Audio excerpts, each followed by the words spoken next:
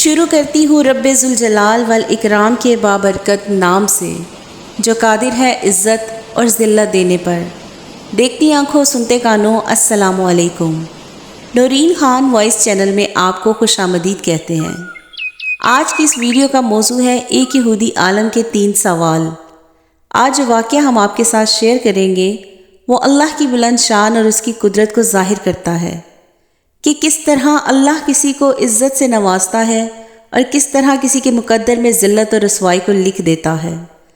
بے شک اللہ ہر چیز پر قادر ہے۔ یہودی عالم کے 3 سوالوں نے مسلمانوں کے بھرے مجمع کو وسوسے میں ڈال دیا۔ سوال نمبر 1، اللہ ایک ہے تو اس سے پہلے بھی کوئی ہوگا۔ سوال نمبر 2، اگر اللہ ہے تو اس کا چہرہ کس طرف ہے؟ سوال نمبر 3، اللہ اب اس وقت کیا کر رہا ہے؟ مجمع میں سے ایک 9 سال کا بچہ اٹھا، اس نے یہودی عالم سے کہا کہ 1 سے 8 تک گننا شروع کرو۔ عالم نے گنتی شروع کر دی، 1 2 3 4 5 6 7 8۔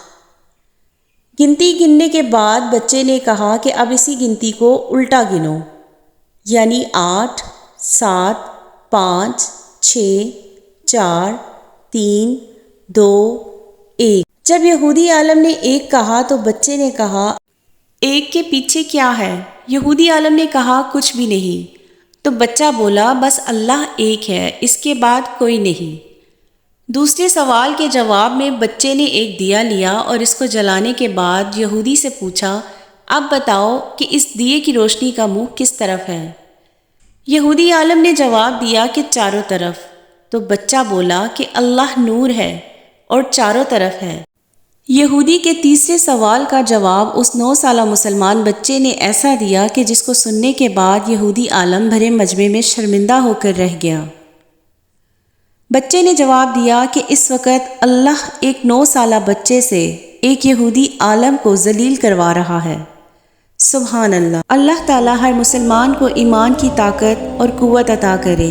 یہ طاقت اور قوت صرف اللہ کی رسی کو مضبوطی سے تھامنے اور نبی کریم صلی اللہ علیہ وآلہ وسلم کی پیروی کرنے سے ہی ملتی ہے۔ ویڈیو کے متعلق اپنی رائے کمنٹ باکس میں ضرور دیجیے گا۔ ویڈیو اچھی لگی ہو تو اس کو لائک، چینل کو سبسکرائب اور ویڈیو کو شیئر ضرور کریے گا۔ جزاک اللہ خیرن کثیرا۔